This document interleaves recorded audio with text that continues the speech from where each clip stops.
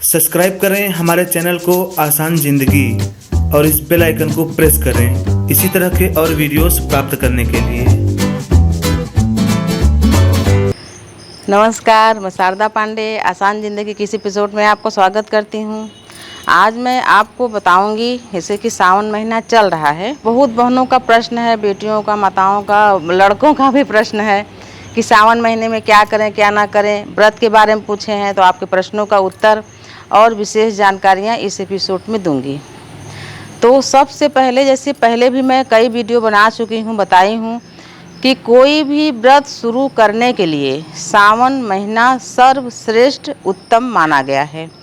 सावन के अलावा बैसाख महीना, फागुन महीना, माघ महीना, तो इन महीनों में भी, अगहन महीना, इन महीनों में भी विशेष व्रत का शुरुआत कर सकते हैं। जैसे अगहन महीने में जैसे आप व्रत करना चाहते हैं तो ये अगहन गुरुवार का, वैभव लक्ष्मी का, और बैसाख में कोई व्रत शुरू करना चाहते हैं, फाल्गुन में कोई व्रत शुरू करना चाहते हैं, जैसे कि महाशिवरात्रि हुआ, तो ये सब जैसे व्रत फागुन में है तो फागुन में शुरू कर सकते हैं। तो ये सब महीने भी काफ़ी शुभ माने जाते हैं। तो कई हमारे देखने वालों का, लोगों का प्रश्न है, बहन भाइयों का, कि उनका ये मानना है कि वो प्रदोष व्रत करते हैं तो वो कृष्ण पक्ष के प्रदोष का व्रत नहीं करते हैं। उनको कोई बताया है, सिर्फ शुक्ल पक्ष का करते हैं। मतलब उनको कृष्ण पक्ष बहुत, उनको पता नहीं कैसा क्या लगता है कि नहीं करते हैं, जबकि ऐसा कुछ भी नहीं है।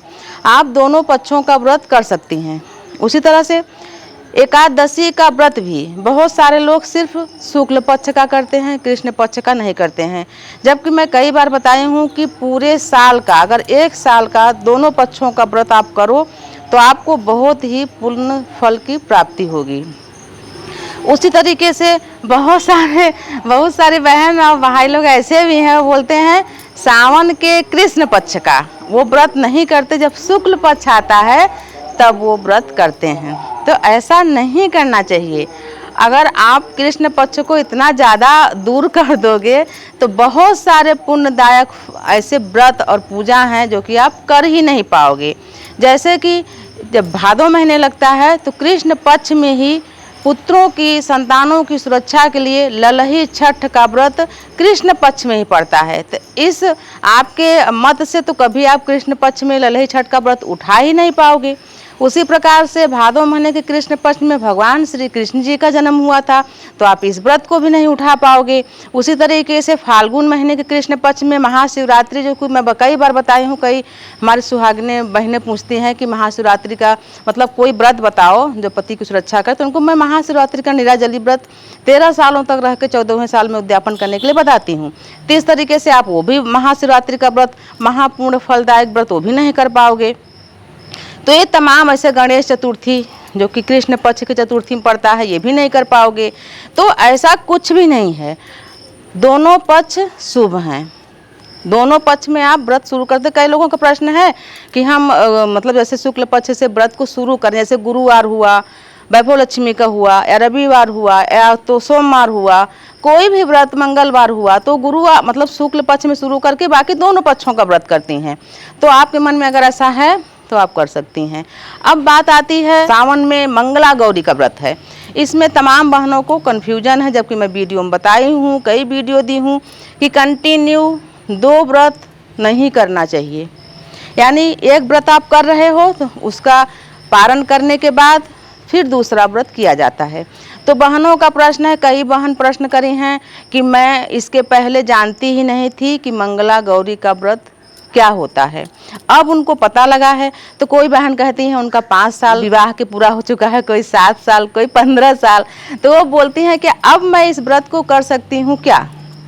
मैं बोलती हूँ बिल्कुल। वैसे तो ये व्रत, मंगला गौरी का व्रत, विवाह के पहले साल ही जो सावन का मंगलवार 4 या 5 पड़ते हैं उनमें किया जाता है और 5 सालों तक किया जाता है। और मान्यता ये भी है कि सावन के मंगलवार से शुरू करके, मान लीजिए 5 साल तक नहीं करना चाहते तो सावन के पहले मंगलवार से शुरू करके लगातार पूरे साल का मंगलवार कर लें तो 5 सालों तक का मंगला गौरी का व्रत आपको नहीं करना पड़ेगा। तो ये भी बताई हूँ। फिर बहनों का क्या प्रश्न है कि मैं पहले से सोमवार का व्रत करती हूँ तो मंगला गौरी का भी व्रत करना चाहती हूँ, तो मैं क्या करूँ? तो मैं उनसे बोलती हूँ कि पहले सोमवार का व्रत का आप उद्यापन कर दें। आपको तो पता है ना कि मंगला गौरी का व्रत सावन के मंगलवार में करना है, तो 2-4 सोमवार पहले आप व्रत का उद्यापन कर दें, तो ये व्रत करें। तो बोलते हैं नहीं, हम ऐसे ही छोड़ के क्या मंगला गौरी का व्रत कर सकते हैं? तो मैं बोलती हूँ अगर आप व्रत का संकल्प लिए हो कि आप, जैसे कि एक वीडियो भी दी हूँ कि 14 सालों का सोमवार का व्रत करके जो उद्यापन किया जाता है वो पूर्णदायी सोमवार का व्रत है, 14 सालों का नियम है उसका। अगर ऐसा जैसे मान लीजिए 5 साल, 7 साल, 11 साल, अगर आप सोमवार के जो हफ्तावारी सोमवार होता है, अगर आप उसका संकल्प लिए हो तब आपको उद्यापन करना है। अगर आप ऐसे ही रह रहे हो तो आप सोमवार का व्रत छोड़ के मंगला गौरी का व्रत करके फिर से सोमवार का व्रत शुरू करते हैं। अगर बिना संकल्प के है तो कंटिन्यू दोनों व्रत नहीं करना है। ये आपके प्रश्नों का उत्तर है। वैसे मैं प्रश्नों का उत्तर देती हूँ, फिर भी बहुत सारी बहनों को नहीं मिल पाता होगा, नहीं देख पाती होंगी, तो उनके लिए भी। उसके पहले रुक के आप लोगों को बताना चाहूँगी कि आप लोग हमारे चैनल को सब्सक्राइब नहीं किए हैं तो आप कर लें।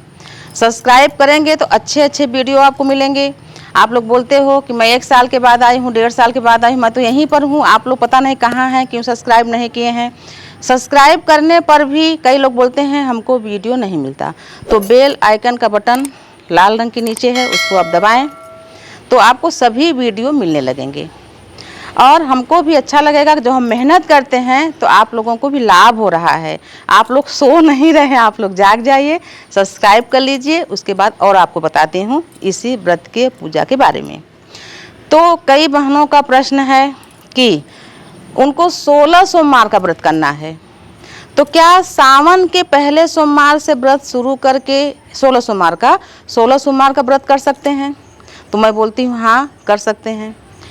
फिर वो बोलती हैं वो सावन सोमवार के व्रत का भी संकल्प ली हैं, यानी उनका ये संकल्प है कि जो भी सावन का हर साल का जो सोमवार होता है वो हर साल सावन के सोमवार का व्रत करेंगी, ऐसा उनका कहना है।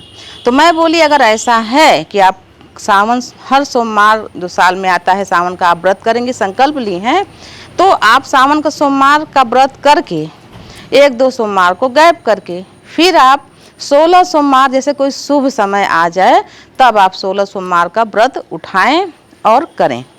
और अगर आप सावन सोमवार के व्रत का संकल्प जो नहीं करी हैं बहनें, यानी सावन सोमवार का ऐसे ही कर लेती हैं, उनका संकल्प नहीं है, तब आप सावन सोमवार का जो व्रत है उसको स्थगित करके, यानी कि व्रत तो आप ऐसे ही कर रही हैं पर 16 सोमवार के व्रत का संकल्प लेकर सावन सोमवार में और 16 सोमवार का कर सकती हैं।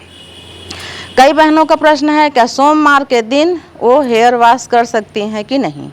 तो मैं बोलती हूँ शैम्पू साबुन लगा के ना करें। रविवार के दिन शैम्पू साबुन से आप बाल धो लें, सोमवार के दिन खाली यानी सादे जल से स्नान करें। यानी जब आप सोमवार का या कोई भी व्रत करते हो तो साबुन वगैरह में अशुद्धियाँ होती हैं, जो कि व्रत वगैरह में, पूजा वगैरह में जब करते हैं तो उनको व्रत में विशेष, क्योंकि पूजा तो रोज़ करते हैं, हम रोज़ साबुन से नहाते हैं, पर अगर व्रत का समय है तो उसमें साबुन लगा के नहीं नहाना चाहिए। कई बहनों का प्रश्न है कि आप व्रत में टूथपेस्ट कर सकते हैं कि नहीं? तो मैं बोलती हूँ अगर आपको दातुन मिल जाती है तो ठीक है, दातुन भी बिकती है बाज़ार में, और अगर नहीं मिलती है तो मजबूरी है, आपको टूथपेस्ट करना ही पड़ेगा। एक विकल्प और है कि रात को आप सब खाना वगैरह खा के रात को टूथपेस्ट कर लें और फिर सुबह यानी दांत साफ कर लें, जीभ कर लें, फिर सुबह आप जब नहाने लगें तो एक नया अलग से ब्रश रखें व्रत वगैरह के लिए। कहा जब हम जिस ब्रश से दांत घिसते हैं उसमें मंजन का कुछ न कुछ अंश रहता है, कितना भी धो, एक नया ब्रश रख लें रात के, क्योंकि आपका दांत साफ है तो सुबह उस नए ब्रश से आप दांत साफ करें, जीभ करें और कुल्ला कर लें, इससे भी आपका दांत फ्रेश हो जाएगा, साफ हो जाएगा। तो आपका ये भी जो समस्या था इसका भी समाधान हो गया। तो मैं आपको बता रही हूँ आपके प्रश्नों का उत्तर और आप क्या करें क्या ना करें इस सावन के महीने में। तो जो शिव जी का पूजन होता है, विशेष पूजा प्रदोष काल में होता है, यानी संध्या के समय। अगर आप सावन का व्रत कर रहे हैं तो पूरे दिन का अगर आप व्रत कर लिए तो आपका व्रत बहुत ही शुभ माना जाता है। अब कई बहनों का प्रश्न है कि वो पूरे दिन में व्रत नहीं कर सकती, रात में भले कर लें, यानी उनको दिन में कुछ खाना है। तो मैं उनको बोलती हूँ कि अन्न ना खाएं, फल, जूस, चाय ये सब चीज़ें ले सकती हैं। तो नवरात्रि को पूजा करें भगवान का अच्छी तरीके से। फिर आप एक कोई भी भोजन, मीठा भोजन जैसे पराठा हुआ, गुड़ हुआ, कुछ भी और भोजन कर सकते हैं रात्रि के समय। दिन में आप जैसे भूखे नहीं रह सकते तो कुछ फल जूस वगैरह ले सकते हैं। कई बहनों का कहना है कि वो दिन भर सोमवार का व्रत करती हैं, रात्रि को पूरा खाना खा लेती हैं, दाल चावल रोटी सब्जी अचार पापड़ सलाद सब कुछ खा लेती हैं। तो ये व्रत नहीं माना जाएगा। यानी दिन भर आप जब अच्छी तरह से व्रत रहे हो तो आप मीठा भोजन या फलाहार करके रहो, पूरा भोजन न करो। तो मैं आपको बता रही हूँ, एक बहन और प्रश्न करी थी कि वो जो मिट्टी का शिवलिंग बना के दिखाए हैं, तो मिट्टी का शिवलिंग वो ऐसे खुले में रखी होंगी तो पानी बरसा तो वो टूट गए शिवलिंग। तो उनको मैं बोली हूँ कि जैसे कि तीजा का जो अब तीजा विसर्जन सर्च करोगे तो घर में ही मैं विसर्जन करने के लिए बताई हूँ, इस तरह से विसर्जन कर दें और दूसरा शिवलिंग बना लें। एकदम इससे खुलने में न रखें, जैसे कि बालकनी है, ओसारा है, अपने देहातों में गाँव में जो ओसारा बड़ा सा बनता है, यानी ऊपर से कुछ छत जैसे रहे, वहाँ भगवान जी को रखें खुले में और पूजा अभिषेक करें। तो मैं आपको बता रही हूँ कि आपको सावन में क्या करना चाहिए क्या नहीं। कई बहनें बोलती हैं कुछ शिवलिंग बनाते हैं तो शिवलिंग थोड़ा क्रैक हो जाता है, तो सूखने पर हो ही जाता है। अगर आप घी कम डालोगे बनाते समय, तब घी पर्याप्त रहेगा तो शिवलिंग बिल्कुल क्रैक नहीं होगा। तो आप उसी तरीके से शिवलिंग बनाएं। कई बहनों का प्रश्न है कि क्या वो नया शिवलिंग सावन में ला सकती हैं, तो मैं बोलती हूँ शिवलिंग या मूर्ति कोई खेल तमाशा नहीं है। आप शिवलिंग सिर्फ सावन के लिए लाके और फिर कहीं कोने में रख दो, ऐसा नहीं।